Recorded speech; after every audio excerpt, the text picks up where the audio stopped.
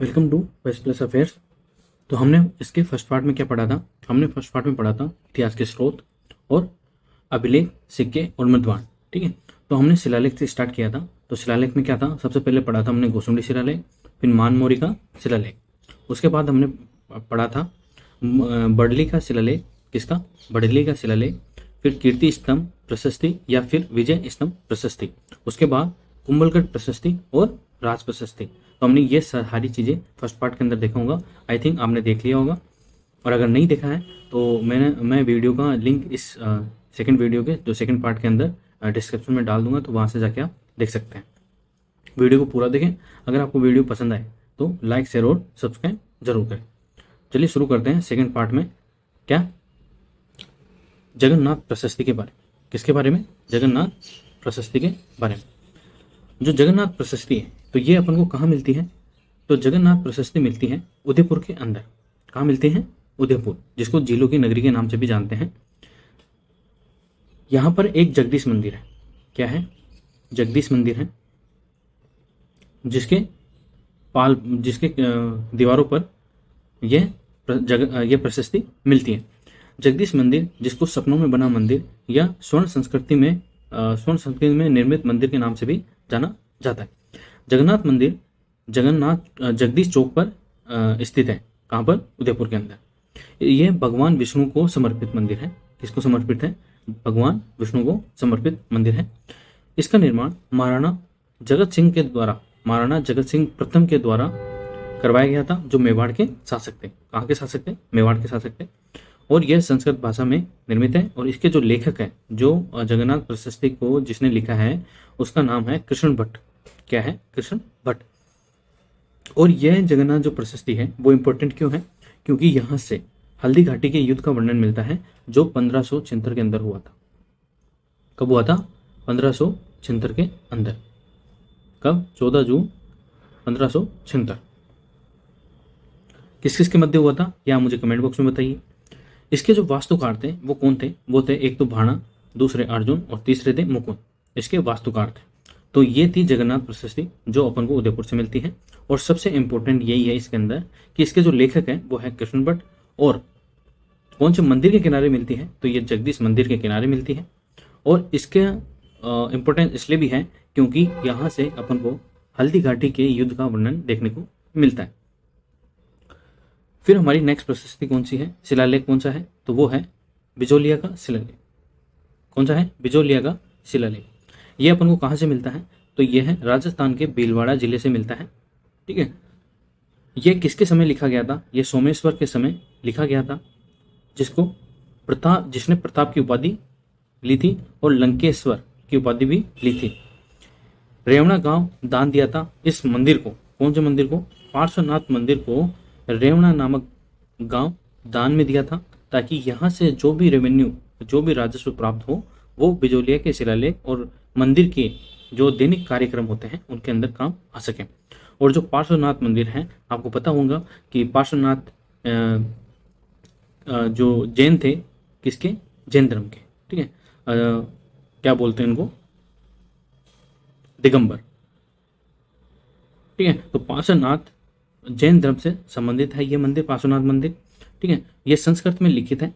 और विग्रहराज चतुर्थ ने दिल्ली पर विजय पाई थी, यह इस बिजोलिया के शिलालेख से अपन को पता चलता है। इसके जो रचयिता हैं वो कौन है? तो वो है गुणभद्र।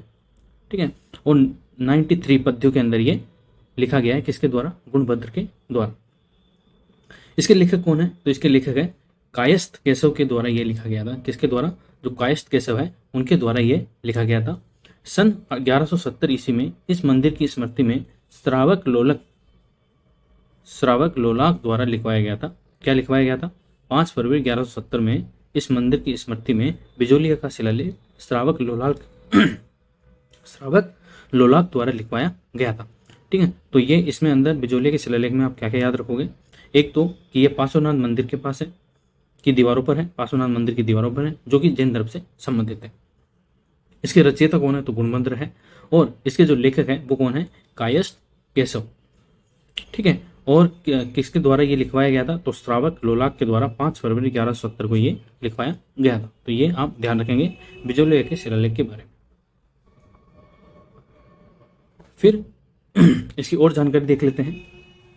सांबर और अजमेर के चौहान के वंशावली की जानकारी भी अपन को बिजोलिया के शिलालेख से देखने को मिलती है। किसके? सांबर के और अजमेर के चौहानों के बारे में यहाँ से जानकारी देखने को मिलती है। फिर है चौहान वंश। चौहान वंश को बिजोलिया के शिलालेख के अंदर वत्स गोत्र ब्राह्मण माना गया है। ठीक है, क्या माना गया है? वत्स गोत्र ब्राह्मण। तो अगर आपसे पूछा जाए कि बिजोलिया के शिलालेख में चौहान वंश को कौन से गोत्र का माना गया है, तो वत्स गोत्र ब्राह्मण का माना गया है।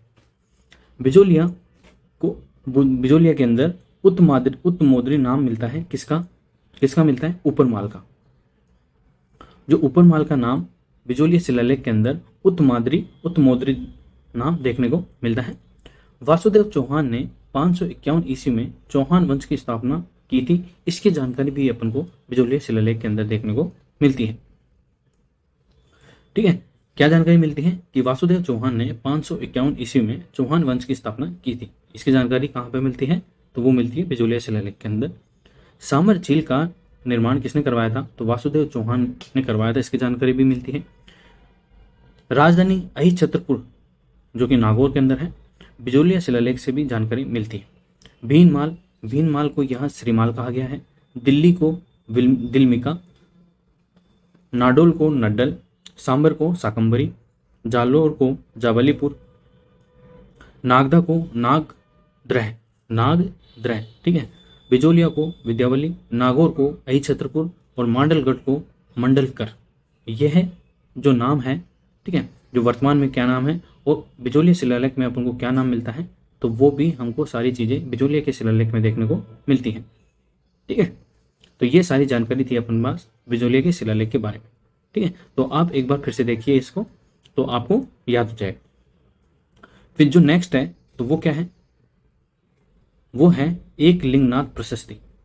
बिजोलिया का शिलालेख था और एक लिंगनाथ जो है वो प्रशस्ति है, वो भी कहाँ मिलती है अपन को? उदयपुर के अंदर मिलती है, संस्कृत के अंदर है। यह कैलाशपुरी गांव के, उदयपुर का एक कैलाशपुरी गांव है, वहां पर अपन को देखने को मिलती है। इसका निर्माण कालभोज या बप्पा रावल ने करवाया था, क्योंकि कालभोज उनका नाम था। ठीक है, और उपाधि जो कालभोज की थी वो क्या थी? वो थी बप्पा रावल। कालभोज और बप्पा रावल एक ही है। यह एकलिंगनाथ प्रशस्ति के अंदर अपन को मिलता है। राजस्थान का एकमात्र मंदिर जिसमें चतुर्मुखी लिंग मंदिर की पूजा की जाती है। ठीक है, इसकी चतुर्मुखी लिंग मंदिर की पूजा की जाती है। यह राजस्थान का एकमात्र मंदिर है। पाशुपात और लकुलिश संप्रदाय से यह संबंधित है। कौन से संप्रदाय से संबंधित है? तो पाशुपात और लकुलिश संप्रदाय से यह संबंधित है। कौन सा मंदिर? चतुर्मुखी लिंग मंदिर। एकलिंगनाथ प्रशस्ति के लेखक कौन है? तो महेश भट्ट है। कौन है? महेश भट्ट। इनके पिताजी का क्या नाम था? अत्रि भट्ट। ठीक है, और अत्रि भट्ट की मृत्यु कौन सी प्रशस्ति लिखते लिखते हो जाती है? तो वो है कीर्ति स्तंभ या विजय स्तंभ प्रशस्ति। और विजय स्तंभ और कीर्ति स्तंभ प्रशस्ति को पूर्ण किसने किया था? तो अत्रि भट्ट के पुत्र महेश भट्ट ने। एकलिंगनाथ प्रशस्ति से अपन को गुहिल वंश की जानकारी मिलती है, जिसका अन्य नाम सिसोदिया वंश भी है। ठीक है, तो गुहिल वंश को ही सिसोदिया वंश के नाम से भी जाना जाता है, जिसकी जानकारी अपन को एकलिंगनाथ प्रशस्ति से मिलती है। कालभोज के संन्यास लेने का जो उल्लेख है वो भी अपन को एकलिंगनाथ प्रशस्ति से मिलती है। ठीक है, कालभोज के संन्यास लेने का उल्लेख भी यहाँ से मिलता है। मेवाड़ राज्य की सामाजिक, आर्थिक, राजनीतिक और सांस्कृतिक जानकारी भी एकलिंगनाथ प्रशस्ति से अपन को देखने को मिलती है। चतुर्मुखी लिंगराज मंदिर का पुनर्निर्माण किसने करवाया? तो महाराणा रायमल ने करवाया। किसने करवाया? महाराणा रायमल ने। तो ये आप ध्यान रखेंगे एकलिंगनाथ प्रशस्ति के बारे में। उदयपुर से मिलती है, कैलाशपुरी गांव है। ठीक है, निर्माण कालभोज या बप्पा रावल ने। और राजस्थान का एकमात्र मंदिर जिसमें चतुर्मुखी लिंग की पूजा होती है। और यहाँ से पाशुपत और लकुलिश संप्रदाय की जानकारी भी मिलती है। लेखक कौन है? तो अत्रि भट्ट के पुत्र महेश भट्ट इसके लेखक है। यहाँ से गुहिल वंश या सिसोदिया वंश की जानकारी मिलती है। और यह एकमात्र प्रशस्ति है जहाँ से अपन को यह पता चलता है कि कालभोज और बप्पा रावल एक ही है। कालभोज के संन्यास लेने की जानकारी भी यहाँ से देखने को मिलती है। और मेवाड़ की सामाजिक, आर्थिक, धार्मिक और सांस्कृतिक जानकारी भी एकलिंगनाथ प्रशस्ति से देखने को मिलती है। और जो चतुर्मुखी लिंग मंदिर है उसका पुनर्निर्माण किसने करवाया था? तो महाराणा रायमल के द्वारा उसका पुनर्निर्माण करवाया गया। ठीक है, फिर नेक्स्ट क्या है अपने पास? तो आज हम ये दो ही पढ़ेंगे जिसके अंदर क्या क्या पढ़ा अपन ने, जगन्नाथ प्रशस्ति और एकलिंगनाथ प्रशस्ति। तो हमने क्या देख लिया, हमने देखा जगन्नाथ प्रशस्ति, उसके बाद देखा हमने बिजोलिया का शिलालेख, फिर देखा एकलिंगनाथ प्रशस्ति। नेक्स्ट क्या है, नेक्स्ट है जैन कीर्ति स्तंभ। कौन सा, जैन कीर्ति स्तंभ। तो ये अपन को कहाँ मिलता है, ये अपन को मिलता है चित्तौड़गढ़ दुर्ग के अंदर। कहाँ मिलता है, चित्तौड़गढ़ दुर्ग के अंदर। ठीक है, जैन कीर्ति स्तंभ का उल्लेख चित्तौड़गढ़ जैन कीर्ति स्तंभ में मिलता है। चित्तौड़गढ़ दुर्ग के अंदर जैन कीर्ति स्तंभ का उल्लेख मिलता है। ये किसको समर्पित है, तो ये जैन तीर्थंकर जो आदिनाथ है वो उनको समर्पित है। इसका निर्माण जिजाक ने करवाया था और ये कितने मंजिला है, तो ये है 7 मंजिला। ठीक है, जबकि विजय स्तंभ जो प्रशस्ति है वो कितना है, जो प्रशस्ति है, ठीक है, और जो विजय स्तंभ है, विजय स्तंभ है वो 9 मंजिला है। कितना मंजिला है, 9 मंजिला है। और उसका निर्माण किसने करवाया था, वो आप मुझे कमेंट बॉक्स में बताइए। राणा हमीर सिसोदिया की उपलब्धियों की जानकारी अगर अपन को कहीं से मिलती है तो वो चित्तौड़गढ़ दुर्ग के अंदर जो स्थित जैन कीर्ति स्तंभ है वहां से अपन को देखने को मिलती है। राणा हमीर सिसोदिया प्रथम राजा थे जिन्होंने राणा की उपाधि धारण की थी या सिसोदिया वंश की स्थापना की थी। नेक्स्ट है समिदेश्वर मंदिर प्रशस्ति। कौन सा, समिदेश्वर मंदिर प्रशस्ति। कहाँ पर ये भी चित्तौड़गढ़ दुर्ग के अंदर ही है। तो ये देखिए ये मंदिर है, इसको भोज मंदिर के नाम से भी जाना जाता है।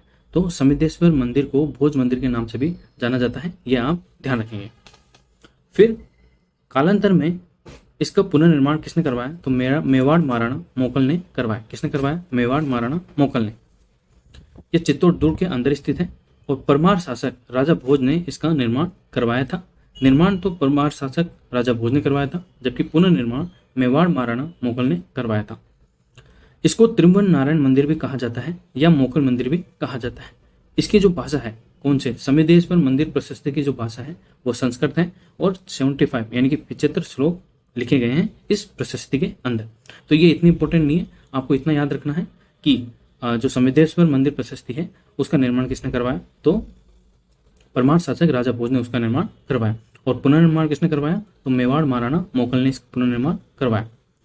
फिर नेक्स्ट क्या है अपना, तो नेक्स्ट है चीरवा का शिलालेख। कौन सा, चीरवा का शिलालेख। ये इंपॉर्टेंट है क्योंकि ये अपन को कहाँ से मिलता है, जो उदयपुर का जो चीरवा गांव है वहां से मिलता है। कब मिलता है, 1273 ईस्वी के अंदर। और किसके, कौन से शासक के समय, समर सिंह के समय। यहाँ से बप्पा रावल या कालभोज की जानकारी मिलती है और मेवाड़ राज्य का इतिहास यहाँ पर देखने को मिलता है। और सबसे इंपॉर्टेंट यह है कि चीरवा के शिलालेख में अपन को सती प्रथा का उल्लेख मिलता है। और सती प्रथा आधुनिक काल के इतिहास में कब समाप्त होती है, तो 1829 ईस्वी में ईश्वर चंद्र विद्यासागर के नेतृत्व में ये समाप्ति होती है 1829 में। तो राजस्थान में चीरवा के शिलालेख से सती प्रथा की जानकारी का उल्लेख मिलता है और इसकी जो लिपि है वो है नागरी लिपि, बाकी भाषा तो संस्कृति है। ठीक है, और यहां से एक शब्द मिलता है तलारक्ष, जो एक प्रशासनिक पद था। क्या था, प्रशासनिक पद। ठीक है, तो ये भी आप ध्यान रखेंगे। फिर नेक्स्ट है नेमिनाथ प्रशस्ति या तेजपाल व वास्तुपाल प्रशस्ति। आबू शासक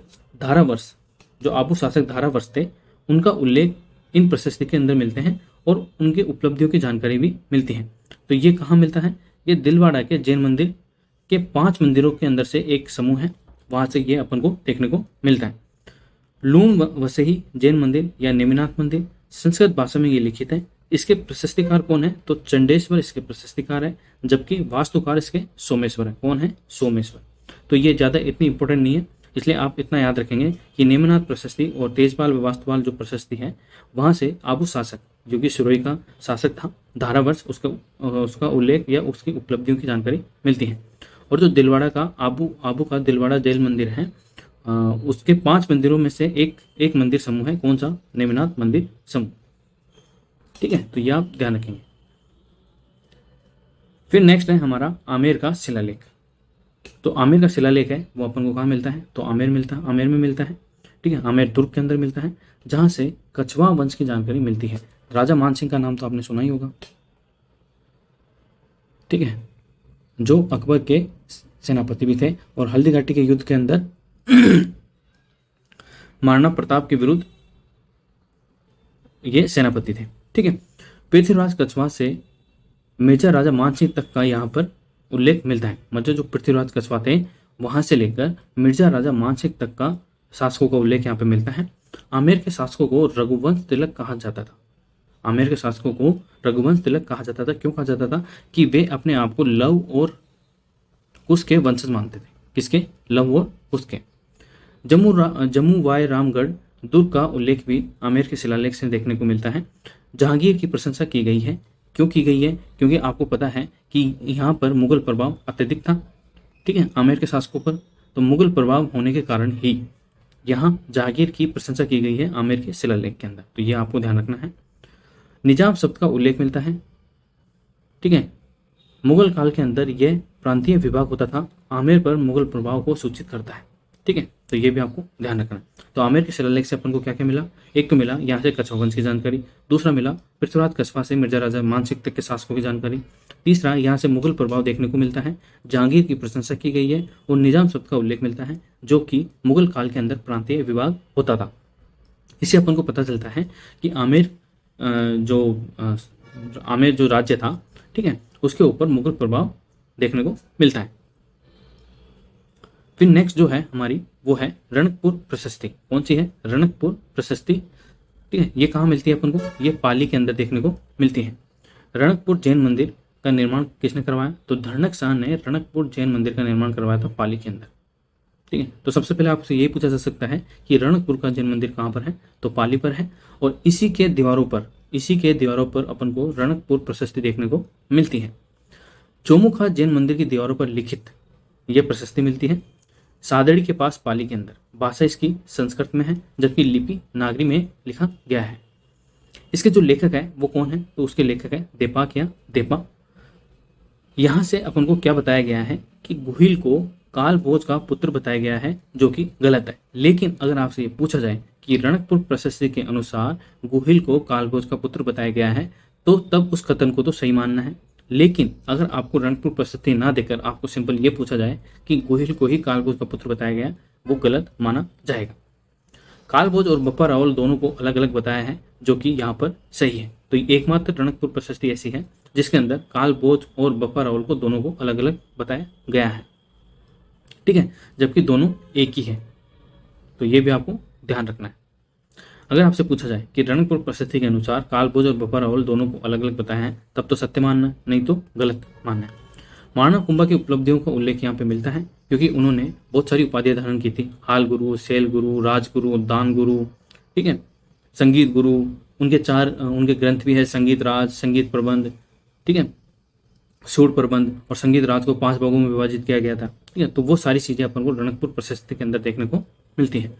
मेवाड़ के इतिहास की जानकारी यहाँ पे रणकपुर प्रशस्ति में देखने को मिलती है। तो अपन को क्या क्या पता चला रणकपुर प्रशस्ति से? एक तो चौमुखा जैन मंदिर जिसकी दीवारों पर ये मिलती है, दूसरा इसकी भाषा संस्कृत है, लिपि नागरी है, लेखक कौन है? देपाक है। ठीक है, उसके बाद कालभोज और बप्पा रावल दोनों को अलग अलग बताया है और गुहिल को कालभोज का पुत्र बताया गया है, जो कि गलत है। महाराणा कुंभा की उपलब्धियों की यहाँ पर उल्लेख मिलता है। ठीक है, हालांकि कीर्ति स्तंभ या विजय स्तंभ प्रशस्ति में भी महाराणा कुंभा के उल्लेख के बारे में बताया गया। मेवाड़ के इतिहास की जानकारी भी अपन को रणकपुर प्रशस्ति के अंदर देखने को मिलती है। ठीक है, तो ये सब आपको ध्यान रखना है। नेक्स्ट जो हमारे है वो कौन है? वो हमारी है, ठीक है, कौन सी है? नौलखा बावड़ी शिलालेख। नौलखा बावड़ी शिलालेख। तो ये अपन को डूंगरपुर के अंदर देखने को मिलती है। कहाँ देखने को मिलती है? डूंगरपुर के अंदर। ये इंपॉर्टेंट नहीं है, इसके अंदर 2 चीजें आपको ध्यान रखनी है। एक तो यहाँ से वागड़ के चौहानों की जानकारी मिलती है। कौन से चौहानों की? वागड़ के चौहानों की जानकारी देखने को मिलती है। और दूसरा, इसका निर्माण आस्करण की पत्नी प्रेमल देवी ने इसका निर्माण करवाया था। किसने करवाया था? आस्करण राजा, जो शासक आस्करण की पत्नी प्रेमल देवी ने इसका निर्माण करवाया था, नौलखा बावड़ी शिलालेख का, जो कि डूंगरपुर के अंदर है। ठीक है, तो ये हमने प्रमुख शिलालेख और प्रशस्तियां पढ़ ली है राजस्थान की। ठीक है, अब इसके बाद हम क्या पढ़ेंगे, राजस्थान के प्रमुख सिक्के कि अपन को सिक्कों से राज्य की सीमा, उसकी आर्थिक स्थिति, सामाजिक स्थिति और प्रमुख जानकारियां अपन को देखने को मिलती हैं। ठीक है, तो हम नेक्स्ट पार्ट के अंदर ये पढ़ेंगे राजस्थान के प्रमुख सिक्के। तब तक के लिए थैंक यू। अगर आपको ये वीडियो पसंद आया हो तो वीडियो को लाइक करें, शेयर करें और चैनल को सब्सक्राइब करें। Thank you so much.